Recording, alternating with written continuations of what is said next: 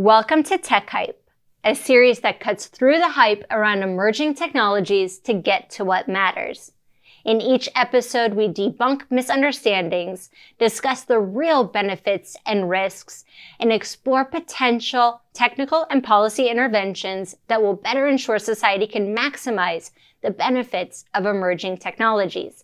I'm your host, Brandie Nonnecke. In this episode, we're debunking platforms and recommender systems. Recommender systems are essentially a surreptitious set of rules that are determining what you see and experience online. While promising to serve up the content to you that you want, they've also been known to perpetuate polarization and extremism. We're also going to talk about the Writers Guild and Screen Actors Guild strikes, especially the role of platforms and how they incorporate incentives into the recommender systems and this effect on the entertainment industry. I am joined today by Alex Winter. Alex is a director, writer, and actor who has worked across film, television, and theater. Winter came to prominence in movies such as Warner Brothers' hit The Lost Boys and the cult classic Bill and Ted's franchise. Winter founded Trouper Productions in 2006 and has released several documentaries under that banner that pull back the veil around the benefits and risks of emerging technologies in society. His recent documentary, The YouTube Effect, investigates YouTube's rise from very humble beginnings in an attic above a pizzeria to its prominence on the world stage as one of the largest media platforms in history. While it has sparked a cultural revolution, it has not done so without significant controversy, especially in the age of disinformation. Alex, thank you so much for joining me today. I've had the opportunity to review the YouTube Effect. I'm really excited to dig in today on the issues that you outline in that documentary.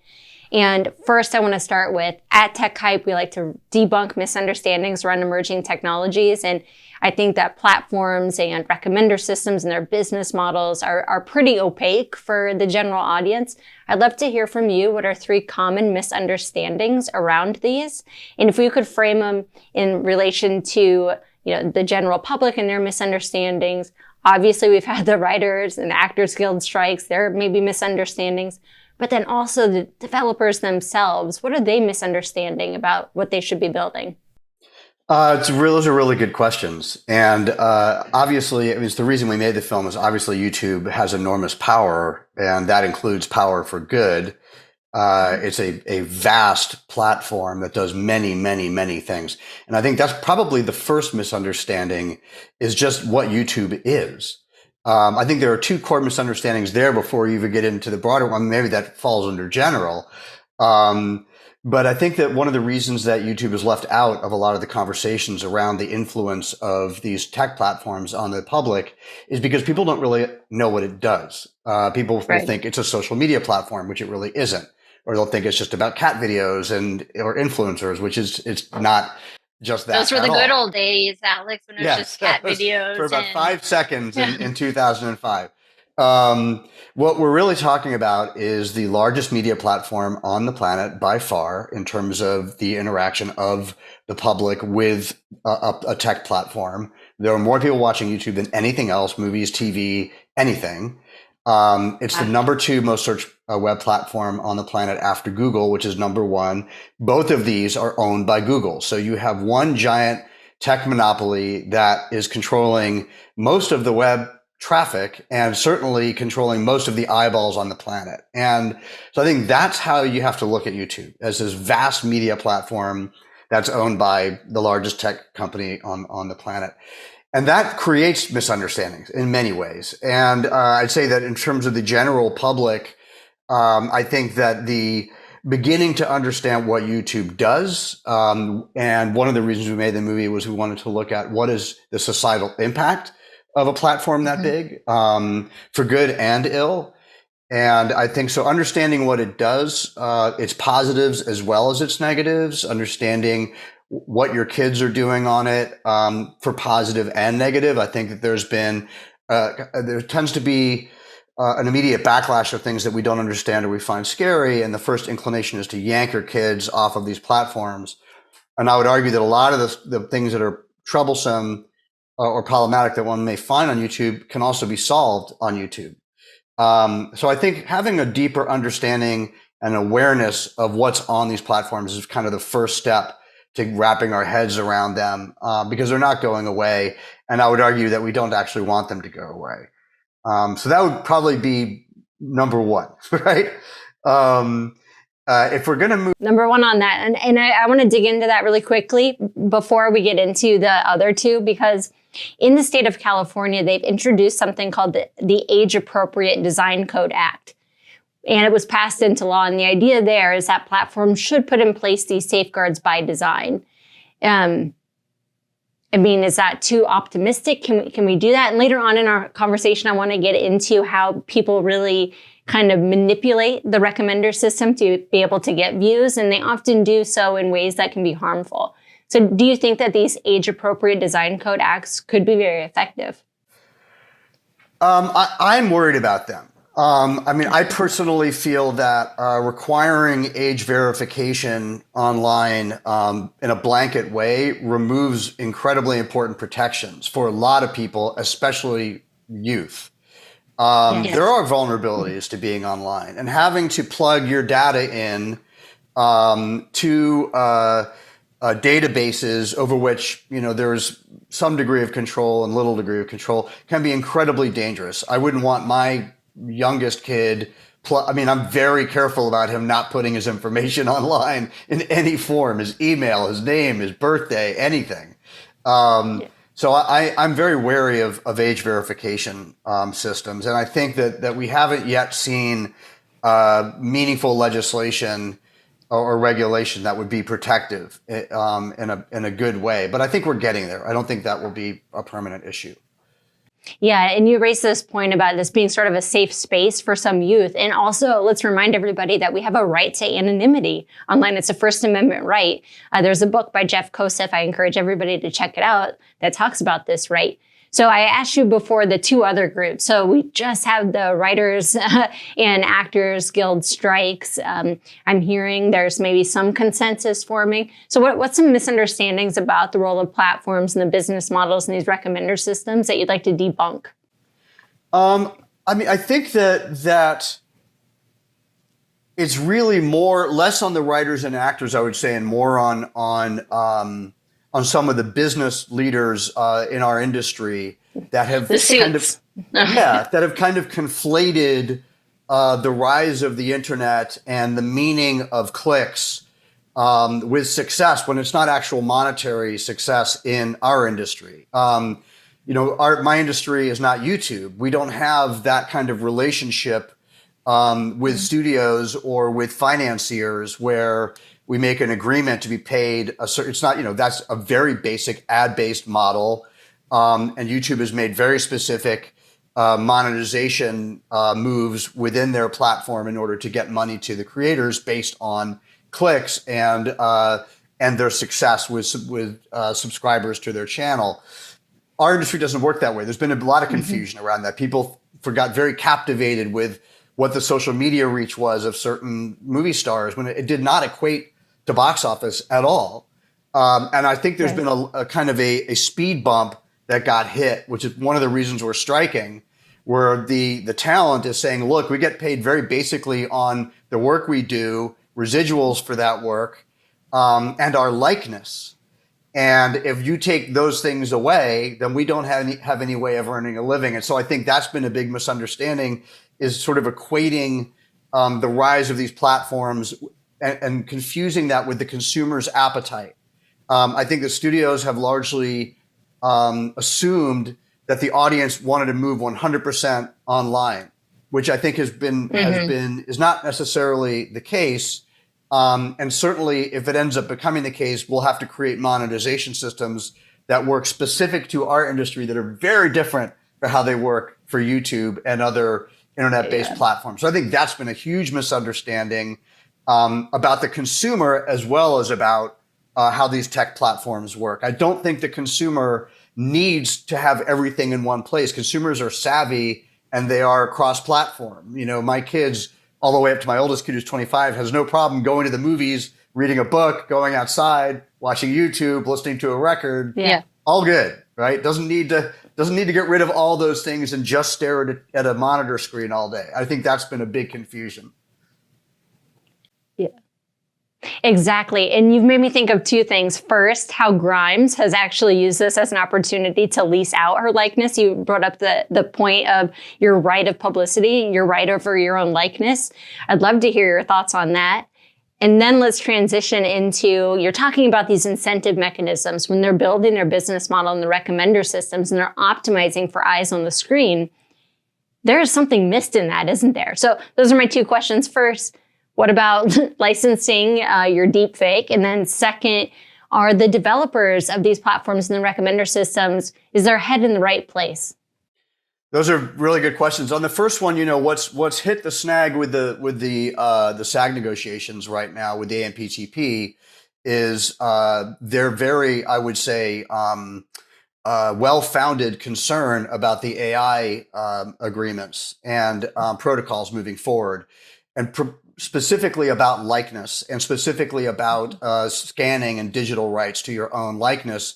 And most actors, and then I would argue a lot of people in the industry, earn a lot of their living off of residuals. And the reason residuals work is because we spend a lot of time not working, developing the next project or auditioning for projects, et cetera. Mm-hmm. Those residuals keep everybody alive. They keep their mortgages paid and their health insurance covered.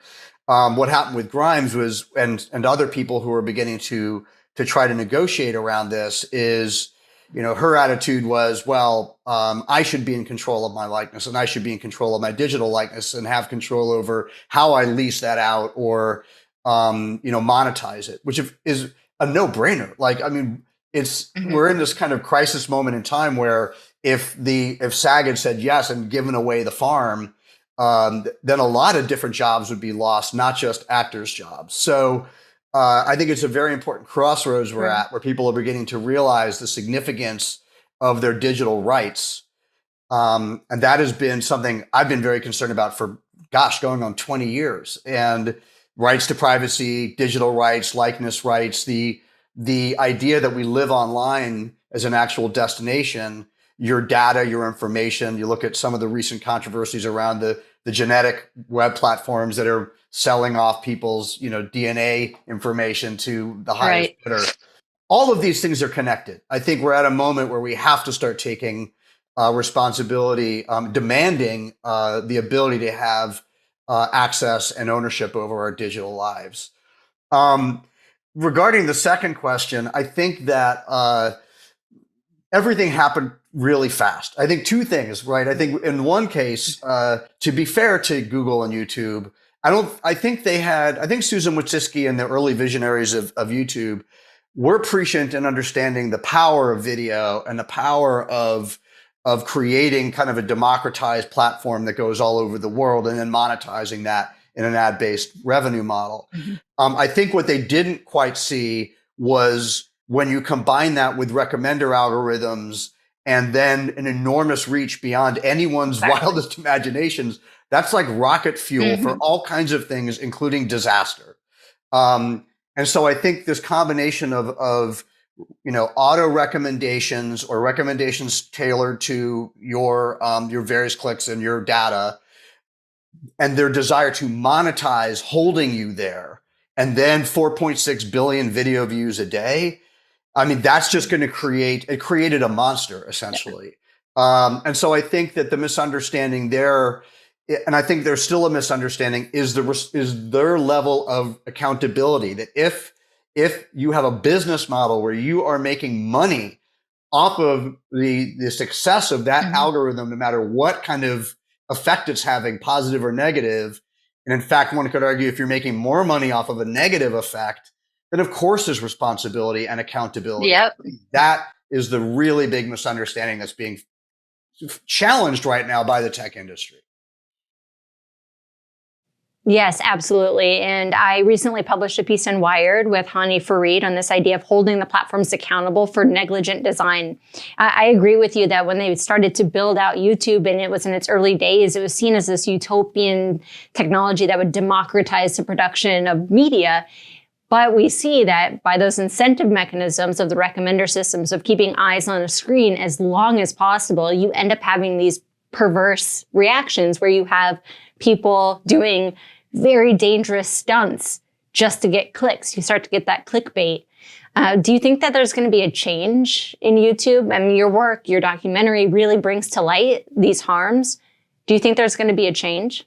I do, because I don't think the public will stand for it. And I think that I don't think that there's going to be an immediate change. And I do think there's going to be mistakes made along the way in creating guardrails and protections that end up empowering these companies and disempowering the public that they're trying to protect. And that's unfortunate.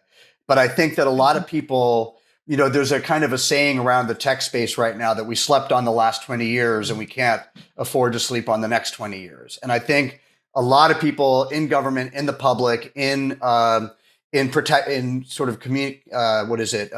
consumer protection organizations, things like that, both digital and in the regular sector, are really waking up to how these technologies work and what the implications of them are. And so I think we're beginning to see more positive movement in this regard. But gosh, it's going to take time. And do I think that the tech companies are going to police themselves and reorient their companies in order to create better safeguards? Absolutely not. That's 100% not going to happen because they're making money hand over fist. And it's just the incentives to not do that are too great. Yes, absolutely, Alex. I like to be an eternal optimist, but I share your skepticism. And especially in this space, because the industry is essentially self-regulated and they're doing a very good job of lobbying members of Congress and legislatures to say, we know our system better than anybody else. We know the best way to put in those guardrails. Let us do the hard work. We know better. I agree with you. We need to approach that with a bit of skepticism. And then if I could, I mentioned before the California Age Appropriate Design Code Act, which was passed into law. And you raised such important points about the protections for children online. That law is being pushed back on by some large groups and filing lawsuits against the state of California that the law violates platforms' First Amendment rights. That's something else we often don't think about, that the platforms, the companies themselves, they also have First Amendment rights. So we have quite a few hurdles to get over on this front. Should we dig into it a little bit? I think we should. Let's get into it really quick. So let me just give a quick primer for the audience on what in the world Section 230 is, and then let's discuss whether or not we think there should be some reforms. So Section 230 was passed in 1996 as part of the Communications Decency Act. At that time, there were several lawsuits as the internet was starting to boom and platforms were starting to growing. There was concern that those platforms would not be able to grow because they would face a significant number of lawsuits because of either defamatory content or whatever posted to their platform. Now in New York, there were two New York Supreme Court cases, both of them pretty similar in their arguments, but fell on different sides. One, because the platform moderated the content, they were deemed liable for the defamatory content. Another, because the platform did not moderate content, they were not held liable. Cox and Wyden, who introduced Section 230 into the Communications Decency Act, said, look, we can't have this misunderstanding, this ambiguity of what we need to do. And so they wrote in this protection. And Section 230 has 26 words, often referred to as the 26 words that created the internet, where it essentially provides a liability shield for platforms against being held liable for any third-party content. Now, because of that, and I want to make this clear to the audience, there's often a misunderstanding that essentially gives platforms the rights to hold up their hands and not have any moderation, but that's not it at all. It actually empowers them. The purpose of Section 230 is to empower platforms to do the moderation without being held liable, to police their own content. Now, we know in practice and in several lawsuits, the sort of scoping of that has been opened. It's been relaxed quite a bit, where the platforms are not actually policing or moderating the content as best they could. They're turning a blind eye to it. So, Alex, I'd love to hear your take on Section 230. If we need to keep it, we need to reform it, get rid of it. What do you think? Well, we definitely do not want to get rid of it. You gave such an incredibly compact and clear explanation of what it is. And a lot of people really don't understand 230, and they pound the table and just say kill 230 and everything would be great. It would not be great. It would actually, again, like many of these bad bills that get put forward, it would hurt most of the smaller players who, unlike Google and big tech, don't have buildings filled with lawyers, and they would just go away. The ability for free speech online would be very, very difficult. Pro-abortion organizations, outreach organizations, just basic mom and pop websites, even big websites would be gone. So we don't want to kill 230. We absolutely need to be looking at reforming it for the very simple reason that big tech is not going to police itself, and the harms are very, very real. And I think that, like anything else, like we dealt with the automotive industry, and I know they're very different, so I'm not making an apples to apples comparison here, but they fought and they fought and they fought seatbelts, and they said it was impinging on people's freedom, and people screamed and yelled and said, I don't want this thing in my car, it's impinging on my freedom. Very similar to what we're dealing right now with the argument around 230. And eventually so many people died that we got seatbelts, and now millions of people's lives are saved because there's a seatbelt in their car. So I think that it's a similar issue where if the harms continue to build, which they are, if now the disinformation and other harms from these platforms are actually wrecking the democratic process, that's a very big problem. Mm-hmm. And there are a myriad other problems and harms that one could point to.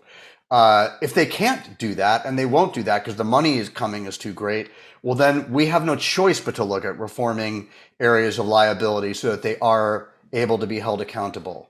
I think in the short term, we can be suing for individual harms. I think that even if those cases lose, they make a lot of noise. So I think there's a lot of things that can be done in order to let big tech know that the public does not want to be on the receiving end of harms anymore. Yeah, exactly. And then to bring this back full circle to your earlier point that when they started to build out YouTube, they didn't necessarily imagine they were building this sort of amplification of extremist content machine. And so it gets back to that idea of design and liability for design. Because if you're building a platform that incentivizes individuals to post harmful spectacle content that gets clicks because we as human beings are prone to pay attention to things that are shocking, should they be able to do that? Or should they actually have to put in place some design standards that don't, incentivize eyes on the screen for as long as humanly possible? So changing up some of the optimization of the recommender systems, I think could go really far. It could. What do you think? Yes, I absolutely think so. And I also think definitions are really important, which is why you're stressing this word design. The big argument, the big First Amendment argument in favor of not touching these platforms, in my opinion, relies on a faulty definition narrative, which big tech has been very savvy in propagating. We saw it with X and Twitter. This idea that these platforms are a town hall, right? That they're just a communal space, right? For the public to convene and speak openly, and that if you silence someone in this communal space, then you're removing their First Amendment protected right to free speech, which is just not how these things work. And I think it betrays just a lack of understanding of what these things are, which they are businesses, and they are businesses that have been designed to monetize your engagement.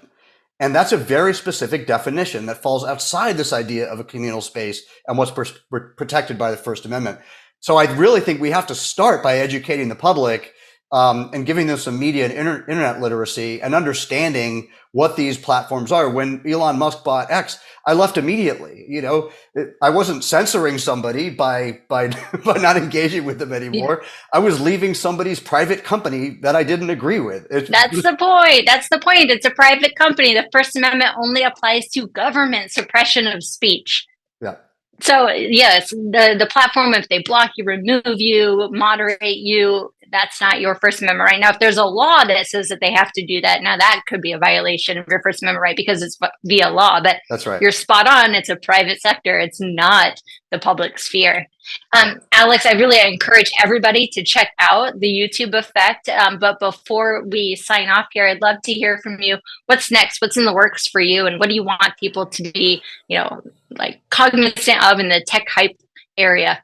Well, I'm working, very much on helping folks who are hurting during the strike, which is a really big deal. I'm working on my new projects, which I will get started on in earnest once the strike is fully over. But we're in pre-production on those things. I mean, I think that AI, what people call AI, even though it's kind of a loose term for an enormous myriad of machine learning tools, is really something that people have to be looking at. I think it's a mistake to assume that it won't be coming for your job or impinging on your life in a meaningful way, and in a lot of good ways, just like any other tech. It's a giant swath of new technology, so it's not, this idea that AI is just like killer robots is a misunderstanding as well. But I do think that it's going to impact labor in a major, major way, and it's going to cause enormous disruption, not the good kind, in a major way of a lot of areas of labor. So I think people should be paying much closer attention. And again, just like what we just discussed with these misunderstandings around YouTube, understanding what machine learning tools are. If you're just calling them AI, it betrays immediately that you don't understand them, which is fine. It's early days. I couldn't agree with you more, Alex. Yeah. So best friends now. So let's get started on literacy and begin to understand what these things are, what they aren't, and how they will impact us. Great. And with that, that's the best segue to us encouraging the audience to check out our other Tech Hype episodes and our Tech Hype deep dives, where we do a deep dive into what in the world is AI and why are Alex and I so concerned that it be referred to as machine learning and not AI. So, Alex, thank you so much for joining me today. Thank you. Yeah, appreciate it. Tech Hype was brought to you by the Citrus Policy Lab in the Goldman School of Public Policy at UC Berkeley. Want to better differentiate fact from fiction about other emerging technologies? Check out our Tech Hype episodes at techhype.org.